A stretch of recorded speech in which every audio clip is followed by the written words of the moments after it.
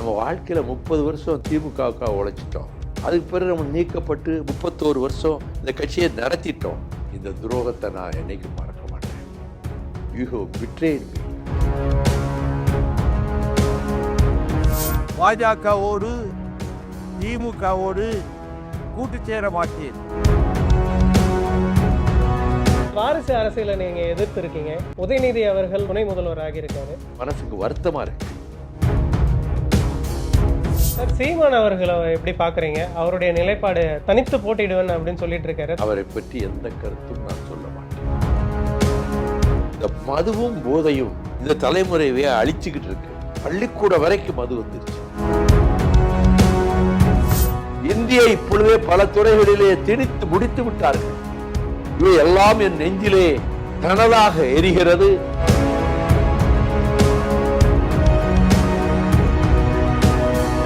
திமுக ஆட்சி மேல ஒரு ஆன்டி இன்கம்பன்சி இருக்கு அப்படின்னு சொல்லப்படுது சார். இது வழக்கமா ஒரு கட்சி ஆட்சியில் இருந்தா அது இன்கம்பன்சி ஃபேக்டரு, அதனால மக்களுக்கு கொஞ்சம் அதிருப்தி வந்துருச்சுன்னு சொல்றது வழக்கம்.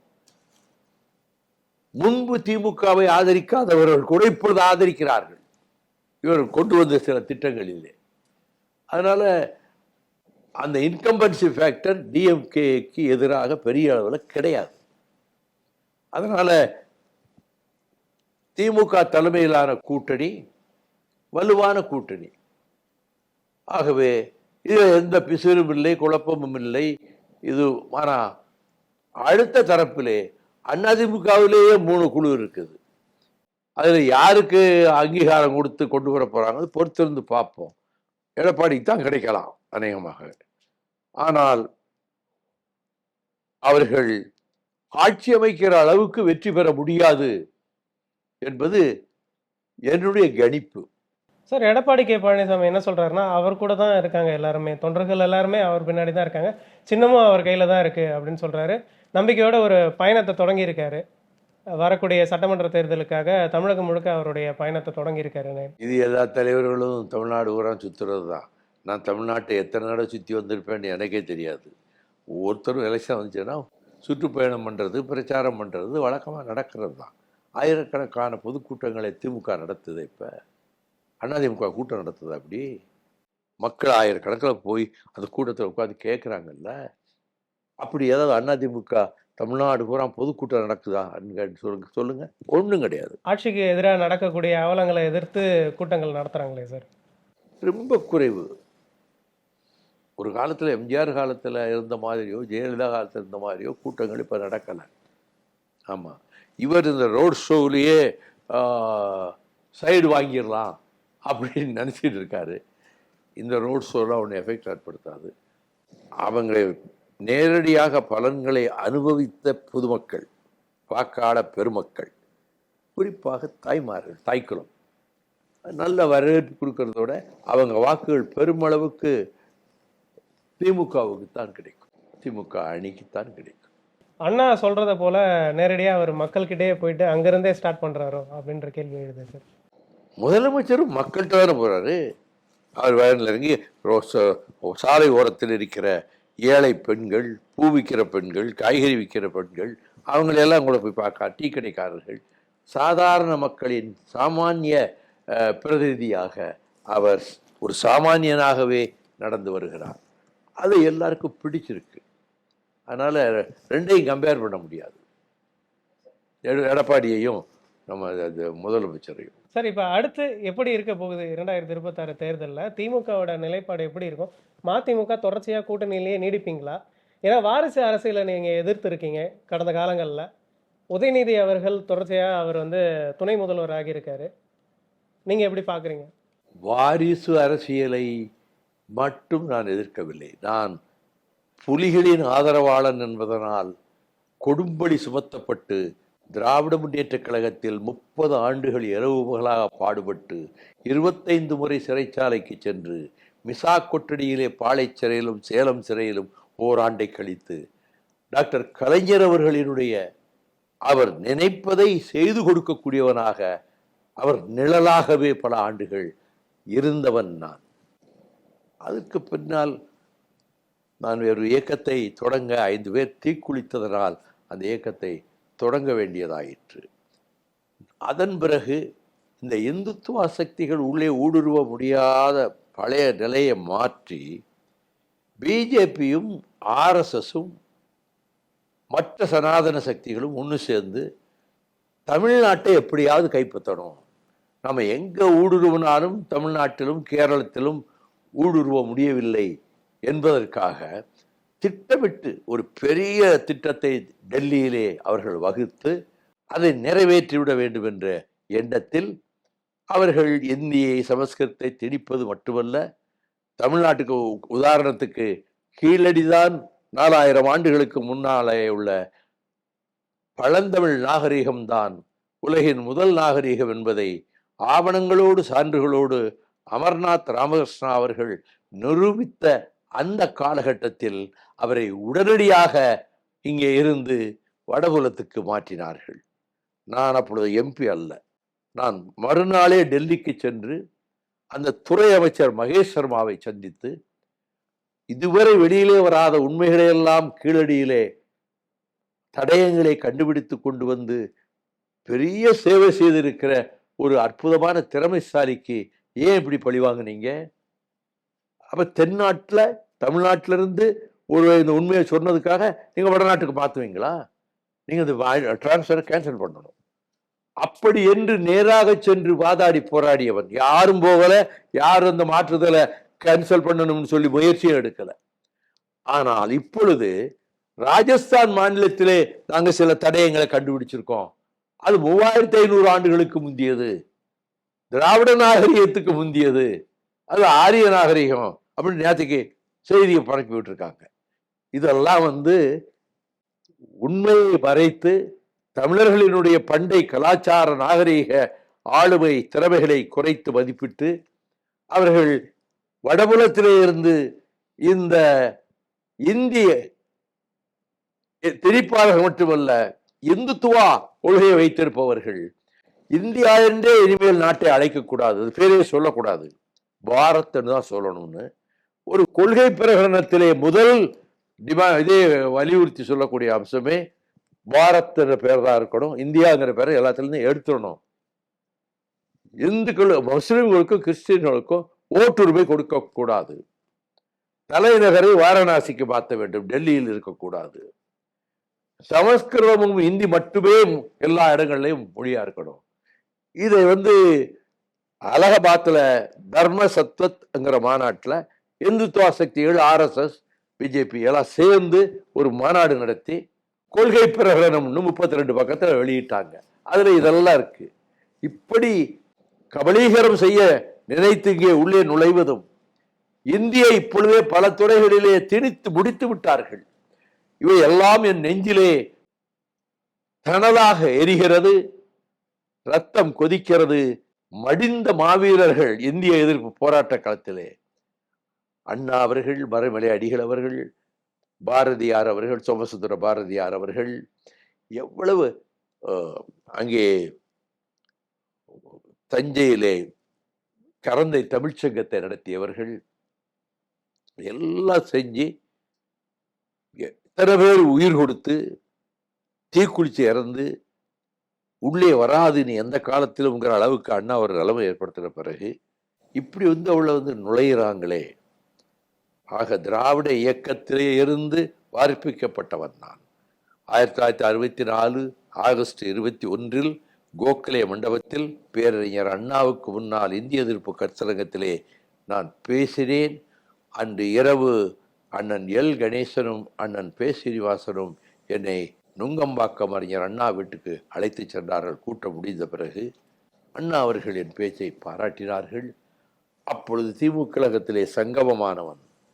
30 வருடங்கள் திமுகவுக்காக நான் பாடுபட்டிருக்கிறேன். ஒரு 10-12,000 ஊர்களுக்கு போய் கொடியேற்றி வைத்திருப்பேன். 25 முறை திமுகவில் இருக்கிற போது சிறைச்சாலைக்கு சென்றிருக்கிறேன். ஆக நான் யோசித்து பார்த்தேன் என்னுடைய வாழ்க்கையில். எனக்கு கேபினெட்டை எந்தெல்லாம் கவர்னாலும் எடுத்துக்கிடுங்கன்னு சொல்லி வாஜ்பாய் அத்வானி வற்புறுத்துறப்ப 2 நாள் எவ்வளவோ வற்புறுத்துறாங்க. ஒரு காலம் நான் அமைச்சரை பதவி எனக்கு வேண்டாம், அந்த பதவிக்கு நான் வரமாட்டேன், என் கட்சியில் நான் சொல்கிற 2 பேர் கொடுங்க, அப்படி என்று தான் நான் சொன்னேன். ஆனால் அந்த கூட்டணி அமைந்த போது, அந்த நேஷனல் அஜெண்டா அவங்களுடைய திட்டங்களை வரையறுத்த போது என்டிஏ கவர்மெண்ட்டுக்கு அதில் கையெழுத்திட்டவர்களில் ஒருவர் முரசொலி மாறன், இன்னொன்று வைகோ. அப்ப காஷ்மீர் பிரச்சனையை பற்றி ஒரு வரி அந்த அஜெண்டாவில் கிடையாது. வக்ஃப் போர்டை பற்றி ஒரு வரி அந்த அஜெண்டாவில் கிடையாது. அதே போல மதச்சார்பின்மையை, ஜெனுவின் செக்குலரிசம், அதை ஏற்றுக்கொள்கிறோம் என்று அதை நேஷனல் அஜெண்டாவில் போட்டாங்க. அதாவது 1998 ஜனவரி 3 நெல்லை சீமையிலே தாமிரபரணி ஆற்றங்கரையிலே அதிமுக மாநாடு நடந்தது. அப்பொழுது டாக்டர் ராமதாஸ் அவர்கள் பாட்டாளி மக்கள் கட்சி கூட்டணியில் இருந்தாங்க. மாநாட்டுக்கு என்னையும் அழைத்திருந்தார்கள். மேடைக்கு நானும் போனேன். வடப்பாடி ராமமூர்த்தி வந்தார், சுப்பிரமணிய சாமி வந்தார், அத்வானி வந்து கொண்டே இருக்கிறார் என்றார்கள். வந்து விட்டார். நான் அப்போ பேசலை, மற்ற பேச்சாளர்கள்லாம் பேசி முடிச்சிட்டாங்க. அத்வானி வந்து ஒரு 20 நிமிஷம் பேசினார். ஜெயலலிதா சென்டரில் உட்காந்துருக்காங்க, நான் ஒரு 2 சீட் தாண்டி உட்காந்துருக்கேன். அடுத்து என் பேரை கூப்பிட்டாங்க. நான் 30 நிமிடங்கள் பேசினேன். அநேகமாக அதிமுக தோழர்கள் வீடுகளிலே அந்த கேசட் இன்றைக்கு வைத்திருக்கிறார்கள். அப்பொழுது நான் கேட்டேன், மரியாதைக்குரிய லால்கிஷன் அத்வானி அவர்களே, நீங்கள் பாரதிய ஜனதா கட்சியினுடைய தூணாக, முக்கிய தலைவராக திகழ்கிறீர்கள். நீங்கள் மதச்சார்பின்மையை ஏற்றுக்கொள்கிறீர்களா இல்லையா?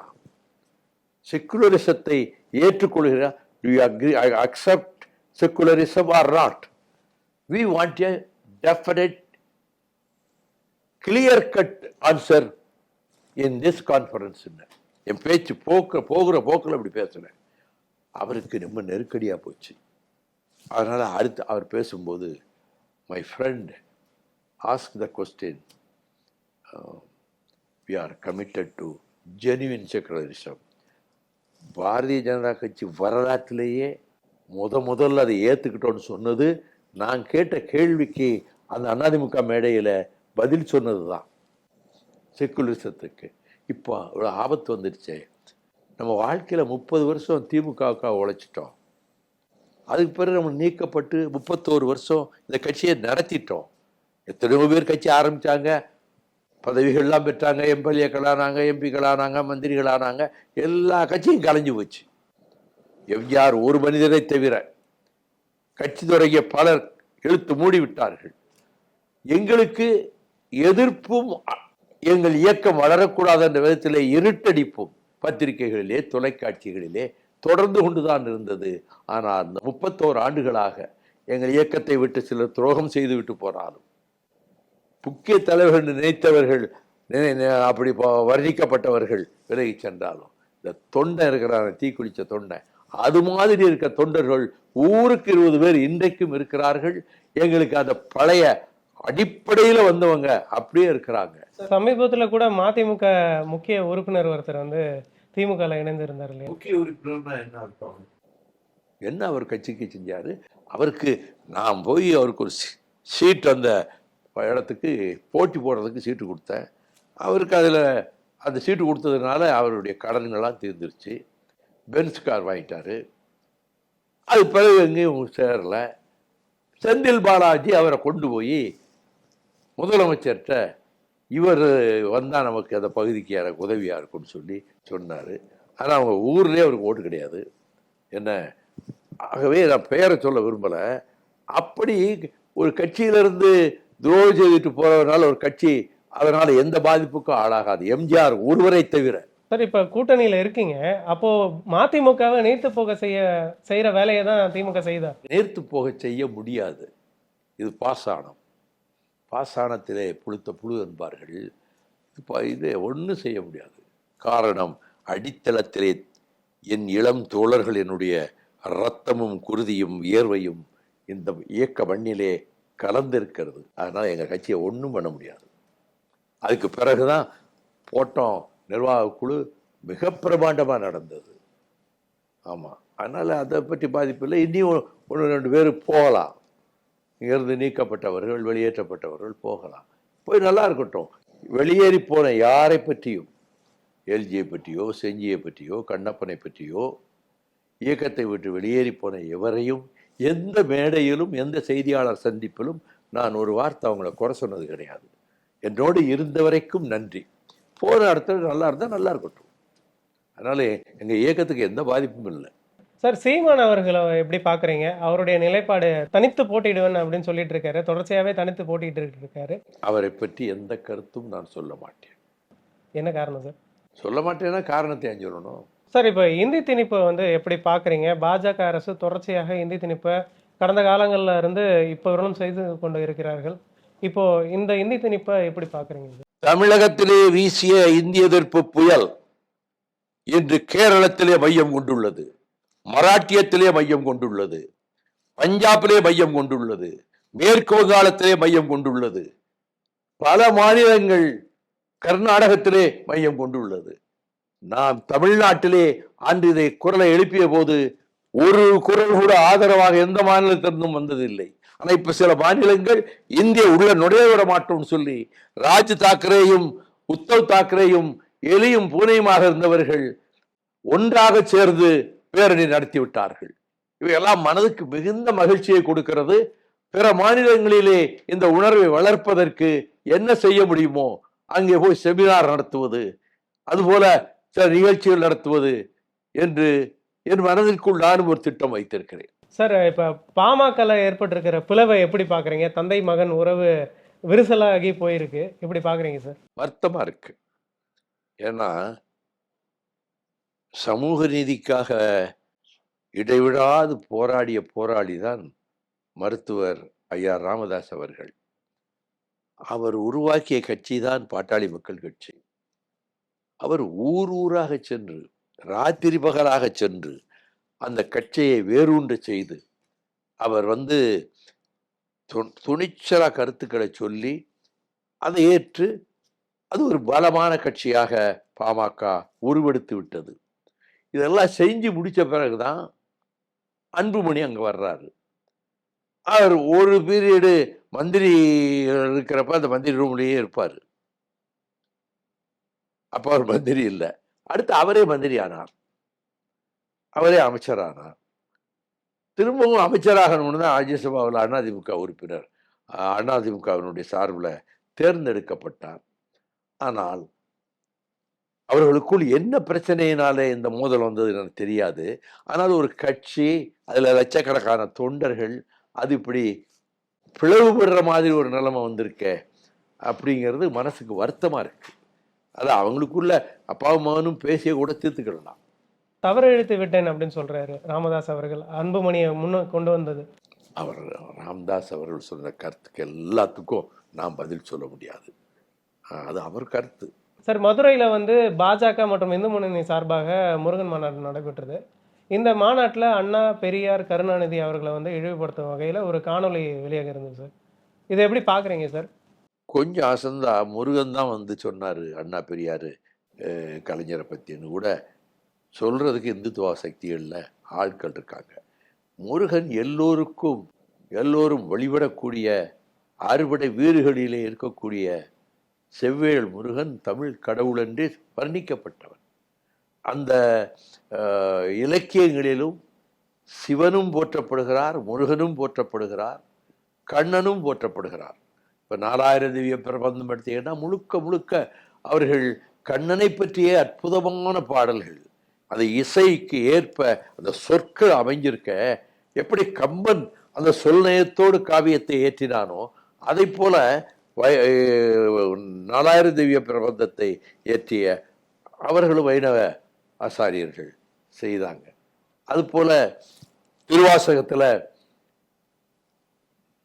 முக்கண் முதல்வோன் தில்லையிலே இருக்கின்ற அந்த நடராசரை மையமாக வைத்து அந்த திருவாசகத்தை, அருமையான ஒரு இலக்கியத்தை தமிழுக்கு தந்து விட்டார்கள். நான் திருவாசகத்துக்கு அவர் இளையராஜா இசையமைத்து அவருக்கு லண்டனில் பெரிய விருந்தும் வரவேற்பும் கொடுத்து அவருக்கு பட்டம் சுட்டி அங்கே அவ்வளவு வரவேற்பு இருந்தது அவர் சிம்பனி ஏற்றிய போது. ஆனால் ஒரு டிவியில் கூட இந்தியாவில் அதை சொல்லவும் இல்லை, காட்டவும் இல்லை, ரேடியோலையோ டிவிலையோ. நான் பார்லிமெண்ட்ல எந்திரிச்சு நான் சொல்ல பேசல.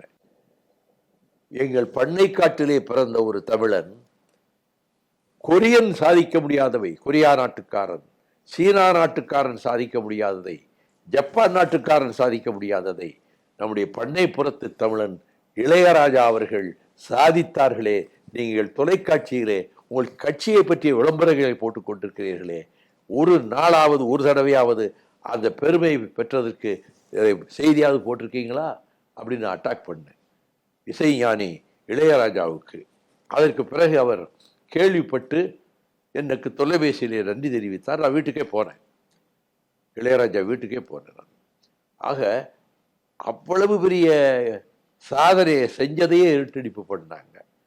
இப்போ அவங்க லண்டனில் அதுக்கு பெரிய வரவேற்பு கொடுத்து 90க்கு மேற்பட்ட இசைக்கருவிகள் இசைக்க அவர் அதுக்கு சிம்பனிக்கு இசையமைத்தார். நிகழ்ச்சி திருவாசகம் வெளியீட்டு விழா, இளையராஜா வெளியீட்டு விழாவிலே என்னை பேச அழைத்திருந்தார். பேசினேன், என்னை மறந்து பேசினேன். அவ்வளோ அற்புதமான திருவாசகத்துக்கு உருகாதார் ஒரு வாசகத்துக்கும் உருகார். அதப்பொழுது நான் பேசிக்கொண்டிருக்கிற பொழுதே எழுந்து விசில் அடித்தார் நடிகர் சூப்பர் ஸ்டார் ரஜினிகாந்த். எனக்கு இந்து ராம் வந்து உட்கார்ந்த உடனே வேர்வையாக இருந்தது. அவர் துண்டு எடுத்து இந்த வேர்வையை தொடச்சார். என்ன இவ்வளவு ஆழமாக இதை படித்து பேசிட்டீங்களே. மறுநாள் காலையில் சேது சுந்தர திட்டம் தொடக்க விழா சாயங்காலம் மதுரையில். நான் நைட்டு மறுநாள் காலை ஃப்ளைட்டில் போயிட்டேன். ரஜினிகாந்த் ஃபோன் பண்ணார். சார் எப்படி சார் பேசுனீங்க? இது உங்கள் சக்தி இல்லை சார், ஒரு மெய் உணர்வு. நான் அப்படியே அதை ராத்திரியெல்லாம் நினச்சிட்டே இருந்தேன் அப்படிங்கிற அளவுக்கு. அப்படி தமிழ் பாடல், தேவார திருவாசக பாடல்களிலே இசை இருக்கிறது, பக்தி மனம் கமழ்கிறது. அற்புதம். தமிழ் இலக்கியத்துக்கு அது பெரும் கவசமாக இருக்கிறது. அது அந்த இலக்கியங்கள். இந்த முருகனை போய் இவங்க மாநாட்டில் படத்தை மாட்டி வச்சு அவருக்கு ஒரு மாலையை போட்டு அவரை ஒரு வட்ட செயலாளராக கூட ஆக்கிடுவாங்க. அவருக்கு இந்த கூட்டத்தில் அதிமுக கூட்டணி கட்சியான அதிமுக சார்பில் முன்னாள் அமைச்சர்கள் பங்கேற்று இருந்தாங்க சார். அதனால் அதிமுகவில் இருக்கக்கூடிய அந்த அண்ணான்ற பெயரை அவங்க நீக்கணும் அப்படின்னு சொல்லி எதிர்த்தரப்பு விமர்சனங்கள்லாம் எழுந்திருந்தது சார். எப்படி பார்க்குறீங்க சார்? ரொம்ப வருத்தமாக இருக்குது. அதிமுகவில் இருந்துக்கிட்டு அவங்க உட்கார்ந்து இருக்கிற மேடையில் அண்ணாவையும் பெரியாரையும் கலைஞரையும் விமர்சனம் பண்ணால் அந்த இடத்துலையே எந்திரிச்சு ஒளிபரிக்க போய் எங்களுக்கு தெரியாது அப்படின்னு சொல்லியிருந்தாங்க சார். தெரியாதவங்க எதுக்கு சாப்பிட போயிட்டாங்களா? அப்போ அது பேச்சு வரும்போது மேடையில் இல்லாமல் சாப்பிட போயிட்டாங்களா? காணொலி எங்கள் முன்னாடி ஒளிபரப்பப்படலை அப்படின்னு சொல்றாங்க சார். எனக்கு தெரியாது. இவர்கள் கலந்துகிட்ட நிகழ்ச்சியில் அப்படி வந்திருக்கு. அங்கே கண்டிக்க வேண்டிய கடமையை, அடிப்படை கடமையை கூட அவர்கள் செய்யவில்லை. அப்போ அவங்களுக்கு பெரியார் அண்ணா மேலேயே உண்மையான பற்றுதல் இல்லைன்னு அர்த்தம். சார், எதிர்காலத்தில் மதிமுக திமுகவோட இணைய வாய்ப்பு இருக்கா? நாங்கள் தியாக ரத்தத்திலே பிறந்து வந்தவர்கள். நாங்கள் திராவிட இயக்கம் பலவீனமாகிவிடக்கூடாது. நமக்கும் ஒரு சக்தி இருக்கிறது, அதை வீணாக்கி விடக்கூடாது. நம்முடைய பலத்தையும் திமுக என்கிற மாபெரும் இயக்கத்துக்கு பக்கபலமாக கொண்டு போய் அமைப்போம் என்றுதான் மணிக்கணக்காக வாதம் நடத்தின போது உயர்நிலை குழுவிலே முடிவெடுத்து பொதுக்குழுவிலே அதை சொல்லி நம்முடைய கடமை திராவிட இயக்கத்தை பாதுகாக்க வேண்டும். இப்போ திமுக ஒரு திராவிட இயக்கம், அதை பலகீனப்படுத்த பல முயற்சிகள் நடக்கின்றன. படையெடுக்க பல பேர் துடிக்கிறார்கள். அதை தடுப்பதற்கு இதை நான் காஞ்சி மாநாட்டே கலைஞர் எங்க மாநாட்டில் கலந்துக்கிட்டாரு கிபி 2000. அந்த மாநாட்டிலேயே நான் சொன்னேன், திராவிட முன்னேற்ற கழகத்தை தாக்கலாம் என்று யாராவது நினைத்தால் முன்வரிசை பட்டாளமாக வேல்கம்பும் அருவாளுமாக மதிமுக அங்கே நிற்கும் அப்படின்னு நான் பேசுறேன். அன்னைக்கு உணர்வோடு தான் பேசுறேன். இப்பயும் இவ்வளவு நெருக்கடிக்கு மத்தியில் நம்ம கடமை, நமக்கு ஒரு ஸ்ட்ரென்த் இருக்கு, அது வீணா போகக்கூடாது. திமுகவுக்கு அந்த பலத்தை கொண்டு போய் கொடுப்போம். அந்த முடிவினால்தான் இப்பயும் எது நடந்தாலும் சரி எடுத்த முடிவிலே உறுதியாக இருப்போம் என்று போன்றோம். இவர் முதல் நாள் ஒரு கூட்டணி, இன்னொரு நாள் அடுத்த தேர்தலில் வேற கூட்டணி அப்படிங்கிற விமர்சனங்கள்லாம் நிறைய பேர் பத்திரிகைகளை பண்ணியிருக்காங்க. வாஜ்பாய் அத்வானி இருக்கிற பிஜேபியோட கூட்டணி வச்சிருந்தோம். அவங்க நம்ம கருத்து கொள்கைகளுக்கு விரோதமாக எதையும் அவங்க செயல் திட்டத்தில் கொண்டு வரல. ஆனா பொடா வந்த போது நானும் மாறனும் மட்டும் அந்த கூட்டத்தில் எதிர்த்த பொடாவை. பிறகு கடைசியில் நானே அதற்கு பலியாக பொடா கைதியாக போனேன். நான் வாஜ்பாய் அத்வானி இருந்த அந்த கூட்டணி இருக்கும்போது இப்ப நான் சொன்ன திட்டங்கள் எதுவுமே அவங்க கிட்ட கிடையாது. நேஷனல் அஜெண்டா எல்லாரும் கையெழுத்து போட்ட கொள்கை பிரகடனம். ஆனா இப்பத்தான் அவர்கள் வெறிகொண்டு பாரதிய ஜனதாவையும் RSSஐயும் நிலைநாட்டிவிட வேண்டும் என்று அவர்கள் கடும் முயற்சி செய்கிறார்கள். அதை எதிர்க்க வேண்டியது திராவிட இயக்கத்திலேயே வளர்ந்த என்னுடைய முதல் கடமை என்று கருதித்தான் நான் நாடாளுமன்றத்திலே பேசினேன். இப்பொழுது நடைபெற்ற நிர்வாக குழு பொதுக்குழு கூட்டங்களிலே பேசினேன். எங்க இயக்கத்தை பொறுத்த மட்டும் தெளிவா இருக்கிறாங்க. இப்போ மாநிலங்களவை உறுப்பினர் பதவி கொடுக்கலன்னு சொல்லி யாரும் வருத்தப்படலை. தொண்டர்களுக்கு அவங்களுக்குள்ள விருப்பத்தில் கிடைக்கலன்னு நினைக்கலாம். நான் அதை பற்றி ஒன்று நினைக்கல. ஏன்னா எனக்கு மந்திரி பதவி தரேன்னு எவ்வளோ வற்புறுத்தினாங்க, நான் ஏற்றுக்கிட்டேனா? சரி, ஒரு கூட்டணியிலிருந்து உடனே எப்போ வெளியேறணும்? நரேந்திர மோடி பிரதமராக போகிற இந்த கூட்டணியில் இருந்தோம். அவர் இந்த கொலகார பைய ராஜபக்சேய பதவியேற்புக்கு பதவி பிரமாணத்துக்கு அழைச்சிருக்காரு தெரிஞ்ச உடனே அவருக்கு இமெயிலில் ஒரு 4 பக்கத்தில் கடுமையாக அட்டாக் பண்ணி ஒரு லெட்டர் போட்டேன். மறுநாளே குஜராத் பவனத்திலிருந்து உட்பி பிரைம் மினிஸ்டர் உங்களை உடனே பார்க்கணுங்கிறார். நான் போனேன். நானும் கணேசமூர்த்தி போகிறோம். அவர் பக்கத்தில் அமித்ஷா உட்கார்ந்துருந்தார். மிஸ்டர் வைகோ, நீங்கள் குஜராத்தில் மத நல்லிணக்க மாநாட்டில் நீங்கள் தமிழில் இங்கிலீஷில் பேசும்போது முரளி மனோகர் ஜோஷி ஹிந்தியில் பேச வந்தார் மொழிபெயர்க்க. அவரை போக சொல்லிட்டு நான் தான் மொழிபெயர்ப்பேன் அப்படின்னு குஜராத்தியில் மொழிபெயர்த்தது ஞாபகம் இருக்கான்னு கேட்டார். அது எப்படி மறக்க முடியும்? ஒரு பிரைம் மினிஸ்டரே என்னை டிரான்ஸ்லேட் பண்ணுறேன்னா எவ்வளோ பெரிய பெருமை. இப்போ நான் அதுக்காக வரல. இப்போ இதே நீங்கள் சொல்லிட்டீங்க. இப்போ நான் நீங்கள் எங்களுக்கு பச்சை துரோகம் பண்ணிட்டீங்கன்னு உங்ககிட்டே சொல்ல வந்திருக்கேன். வாட் அப்படின்னாரு. எங்க முதுகலை குத்தல, நீங்க தமிழர்கள் நெஞ்சில குத்திட்டீங்க.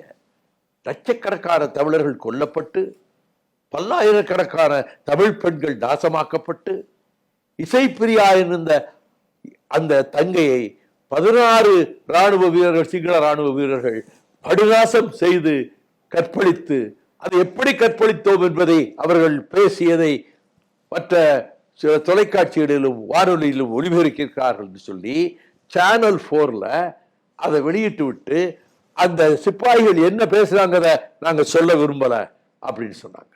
அப்படி வரிசையா சொல்றேன். இவ்வளவு கொடுமைகள் செய்தவனை நீங்க எப்படி பதவி பிரமாணத்துக்கு அழைக்கலாம்? தமிழர்கள் எல்லாம் இப்ப நொந்து நூறாய் போயிட்டாங்க. இது ஆதரவு இனிமே நரேந்திர மோடி அரசு நமக்கு பாதுகாக்கும் நினைச்சா இவங்க முதல் நிகழ்ச்சிக்கே இவனை கூப்பிட்டுருக்காங்களே கொலகார பயலன்னு. அருண் ஜேட்லி குறுக்க புகுந்து வந்துட்டாரு. We need the friendship of neighboring countries. பக்கத்து நாடுகளுடைய நட்பு நமக்கு வேணும். Mister Jaitley, keep quiet. You know very well about Vaiko. Don't interfere. I am pouring my emotions. வாயே திறக்கல. அமித்ஷா பார்த்தபடியே இருந்தாரு. நான் மோடி கிட்ட சொன்னேன், இந்த துரோகத்தை நான் என்னைக்கும் மறக்க மாட்டேன். You have betrayed me. You have betrayed the Tamils. Unless you withdraw the invitation to Rajapakse, I will protest on the very first day when you go for swearing in ceremony. I will bring my cadres and so black flag demonstration will take place in Jantar Mandar opposite to Parliament. அப்படின்னு அதே மாதிரி இருந்து எங்களை கைது பண்ணி கொண்டு போய் சிறையில் அங்கே ஸ்டேஷனில் வச்சாங்க. 6 மணிக்கு தான் பதவி பிரமாணம் ஆரம்பித்தது. 9:45 தான் முடிஞ்சது. அது வரையும் நாங்கள் வச்சுருந்தாங்க. ஐஜி அருமையாக மரியாதை கொடுத்தாரு எனக்கு. உங்களை பற்றி நல்லா தெரிஞ்சு வச்சுருக்கேன், ஃப்ரீயாக இருங்க. அப்புறம் பகத்சிங் குண்டு வீசிட்டு வந்த அன்னைக்கு இங்கே ஒரு அறையில் தான் வச்சுருந்தாங்களாம். இப்போ அந்த அறையை போய் பூட்டியே இருக்கான். அதை கொஞ்சம் திறந்து காட்ட சொல்லுங்கள், நான் உள்ளே போகணும் அப்படின்னு. உடனே கூப்பிட்டு ஜெயிலரை கூப்பிட்டு அதை திறந்து விடப்பா அப்படின்னாரு. நான் மட்டும் தான், இவர் ஒருத்தரை மட்டும் அனுப்பணும். நான் உள்ளே போய் அந்த தரையில் வண்டியிட்டு, இங்கே தானே பகத்சிங் அன்னைக்கு உட்கார்ந்துருப்பான், அந்த மண்ணை தொட்டு அவனுடைய மன உறுதி, அந்த வைராக்கியம், அதில் ஒரு 100ல் 1 பங்காவது எனக்கு இன்னும் வரணும் அப்படின்னு நான் ப்ரே பண்ணிட்டு நான் வெளியே வந்தேன். நைட்டு 10 மணிக்கு எங்களை விடுதலை பண்ணாங்க. ஆக ஒரு கூட்டணியில் இருந்து கொண்டே ஒரு தவறான முடிவெடுத்தார்கள் என்று அந்த நிமிடத்தையே கூட்டணியை உடைத்து கொண்டு வெளியே வந்தது மறுமலர்ச்சி திமுக. அதனால நாங்கள் பதவிக்காக இதுக்காக கூட்டணிகள் மாறுறதில்லை. ஒரு எலெக்ஷனை சுத்தமாக பகிஷ்காரம் பண்ணோம், போட்டியிடவே இல்லை. ஒரு கட்சி தேர்தலில் போட்டியிடாமல் அதுக்கு பிறகு அது ஜீவிக்கிறது ரொம்ப கஷ்டம். ஆனால் நாங்கள் அந்த முயற்சி எடுத்தோம், தேர்தலை புறக்கணித்தோம். தேர்தல் முடிஞ்சு ஒரு வாரத்தில் முதல் கூட்டம் சைதாப்பேட்டையில் போட்டு 2.5 மணி நேரம் பேசுகிறேன். தமிழ்நாடு பூரா சுற்றுப்பயணம் வந்தேன். கட்சி அதுலேருந்து எழுந்திருச்சிருச்சு. தேர்தலில் போட்டியிடலன்னு ஒரு சோர்வு வந்தது, அது பிறகு எழுந்திருச்சிருச்சு. எங்களை பொறுத்த மட்டும் என்றும் நாங்கள் வலுவாக வளர்வோம், அதற்கான திட்டங்கள் வைத்திருக்கிறேன். அதன்படி மதிமுக தமிழகத்தில் அசைக்க முடியாத சக்திங்கிறத நாங்கள் நிரூபிப்போம். சார், ராஜ்யசபா எம்பி சீட் கொடுக்கல அப்படின்னு சொல்லி வருத்தம் இருக்கா இல்லையா? மந்திரி பதவியே வேண்டாட்டு வந்தவன் இந்த ராஜ்யசபா பதவி இல்லைன்னு வாய்ப்பு இல்லைன்னு சொன்னால் சரி, அவங்களுக்கு பல நெருக்கடிகள் இருக்கலாம், கொடுத்துருக்கலாம். அதனால் நமக்கு ஒரு இடம் கொடுத்தாங்கல்ல, அதுக்கு நன்றி, அவ்வளோதான், அப்படியே சொல்லிட்டு வந்தார். ஒருவேளை மதிமுகவுக்கு வந்து வாக்குகள் சதவீதம் குறையுது அப்படின்னு சொல்லி திமுக ஒதுக்குதா மதிமுகவை? எங்களுக்கு ஒன்றும் குறையலை, அப்படியே தான் இருக்குது. 6% அப்படியே தான் இருக்குது. கொஞ்சம் இடத்துல போட்டி 28 இடத்துல போட்டி போட்டு அந்த சதவீதத்தை கூட்டினா அது எப்படி வரும்? நான் போட்டி போட்டது 28 இடம். அந்த 28 இடத்துல விழுந்த ஓட்டை வச்சு தானே 234 தொகுதிக்கும் கணக்கு போட்டு பெர்சன்டேஜ் போடுறாங்க. நாங்கள் ஒரு 200 தொகுதியில் நின்றுருந்தோம்னா நாங்களும் ஒரு 8% ஓட்டு வாங்கியிருப்போம். அதனால எங்களுக்கு ஒன்றும் இருந்த வாக்குகள் அப்படியே இருக்கு. வரக்கூடிய தேர்தலில் சீட்டு அதிகமாக கேட்க வாய்ப்பு இருக்கா சார்? அதையெல்லாம் இப்போ பேசக்கூடாது, பேசவும் முடியாது. அது அந்த கட்டம், பேச்சுவார்த்தை கட்டம் வரும்போது தான் அதை பற்றி பேசணும். அதை பற்றி எந்த கருத்தும் சொல்லக்கூடாது. சார், இப்போ இந்த கால இளைஞர்கள் வந்து கொள்கை ரீதியாக ஒரு உடன்பாடோட இருக்காங்களா? ஏன்னா இப்போ விஜய் அவர்கள் கட்சி தொடங்கிய பிறகு கொள்கையற்ற இளைஞர்கள் வந்து அந்த கட்சியில் போய் சேர்றாங்க அப்படின்னு சொல்லப்படுது. திராவிட பாரம்பரியம் கொண்ட தமிழ்நாட்டில் இப்போ இளைஞர்கள் எந்த அளவுக்கு கொள்கை ரீதியாக ஒரு பேஸோட இருக்காங்கன்னு நினைக்கிறீங்க சார்? அதாவது கலைத்துறையில் முந்தி திரைப்படங்கள் வந்தால் அதில் இந்த சமுதாயத்தை பற்றிய ஒரு விழிப்புணர்வு, இப்போ பராசக்தி எடுத்துக்கிட்டாலும் சரி, மனோகரா எடுத்துக்கிட்டாலும் சரி, அதுக்கு பிறகு அவர் எத்தனையோ படங்களுக்கு எழுதினார். அதுபோல் மற்ற நடிகர்கள், சிவாஜி, அந்த படத்தில் ஒரு மெசேஜ் இருக்கும். தங்கப்பதக்கமெல்லாம் பார்த்தா கடமை, பிள்ளைய தன்னுடைய பெற்ற பிள்ளையை விட கடமை தான் பெருசுன்னு ரிவால்வாரால் சௌத்ரி எஸ்பி மகனை சுட்டுக் கொள்வார். அதுபோல் எம்ஜிஆர் படங்கள்லையும் செய்திகள், கருத்துக்கள், பாட்டுக்களில் இதில் வந்தது. ஆக அந்த தலைமுறைக்கு அது ரொம்ப பயன்பட்டு அதிலே வளர்த்தாங்க. இப்போ எந்த படங்கள்லையும் இப்படி கருத்து எல்லாம் சொல்கிறது கிடையாது. இந்த இளைஞர்கள், மாணவர்கள் நிறைய படிக்கணும்.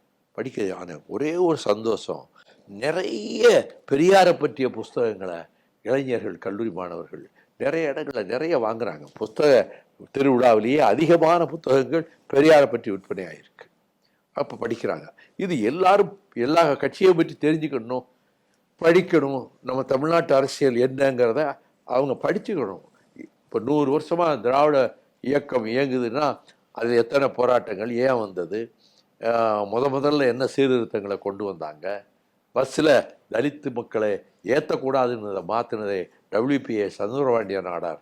அவர் ஜில்லா போர்டு பிரசிடெண்ட்டாக இருக்கும்போது தான் அவர்களுக்கும் எல்லா சம உரிமையும் உண்டு அப்படின்னு சொல்லி பெண்கள் தனியாக உட்கார்றதுக்கே இடம் ஒதுக்குனதெல்லாம் அவர் தான். அதனால் இப்போ உள்ள இளைஞர்கள் கடந்த வரலாற்றை கொஞ்சம் படிக்கணும், இந்திய எதிர்ப்பு போராட்ட வரலாற்றை படிக்கணும். அவையெல்லாம் படித்தா நிச்சயமாக அவங்க ஈர்க்கப்படுவாங்க. அது படிக்கிறாங்க. இப்போ கொஞ்சம் பேர் பெரியாரை பற்றி புக்ஸ் எல்லாம் இளைஞர்கள் வாங்கிட்டு போகிறாங்க, பெரிய அளவில் இல்லை. அது காரணம் என்னென்னா,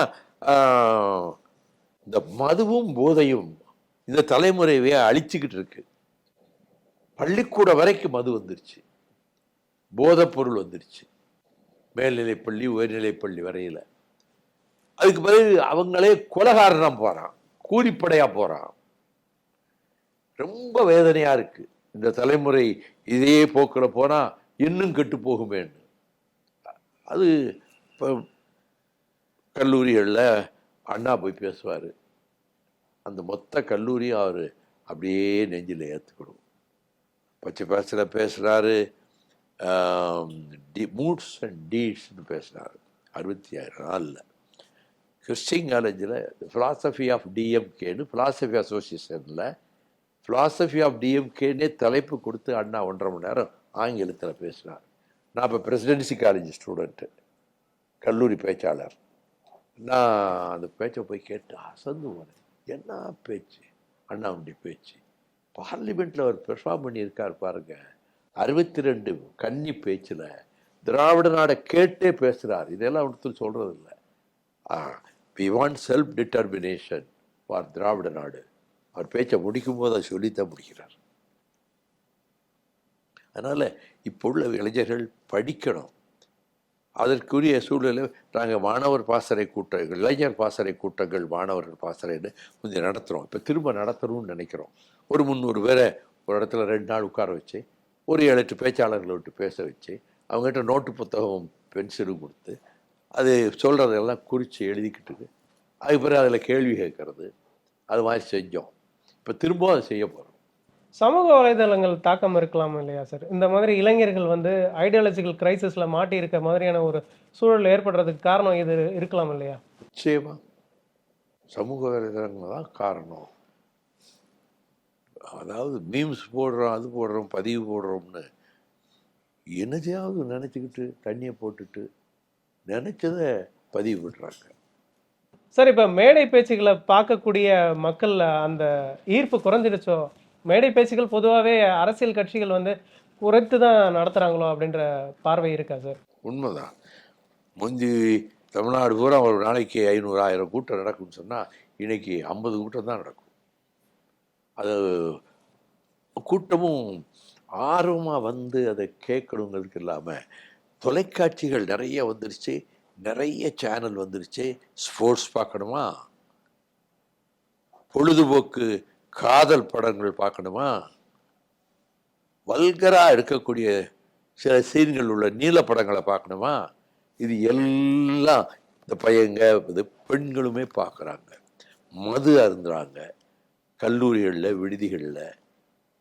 அவங்கள நினைச்சா வேதனையாக இருக்குது அந்த குடும்பங்கள் என்ன ஆகுறதுன்னு. அதனால தான் நான் வந்து மதுவை எதிர்த்து தமிழ்நாடு பூரா நடைபயணம் போனேன். எங்கள் ஊரில் மட்டும் எடுக்க முடிஞ்சது டாஸ்மாக் கிடையாது. கொஞ்சம் கொஞ்சமாக குறைப்போன்னு சொல்லியிருக்கிறார் முதலமைச்சர்.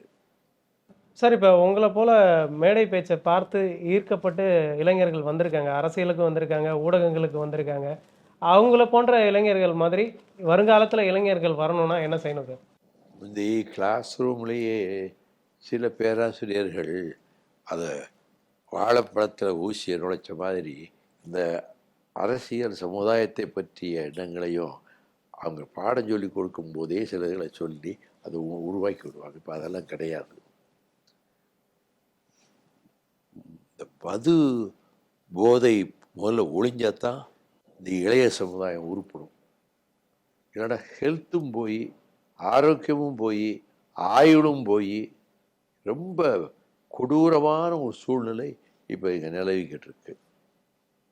இதை எல்லாரும் யோசித்து கல்லூரிகள்லேயோ எல்லாம் வந்து நல்ல பேசுகிறவங்க அரசியல் பேசாமல் இதை சம்பந்தமாக ஒரு நல்ல உணர்ச்சி ஏற்படுத்துகிற மாதிரி, அவர்கள் தெரிந்துற மாதிரி போய் பேசி பார்க்கணும். ரொம்ப எல்லை மீறி கை மீறி போயிடுச்சு. சார், எங்களோட இணைந்து பல்வேறு கேள்விகளுக்கு பொறுமையாக பதிலளிச்சிங்க. மிக்க நன்றி சார். ரொம்ப நன்றி உங்களுக்கு.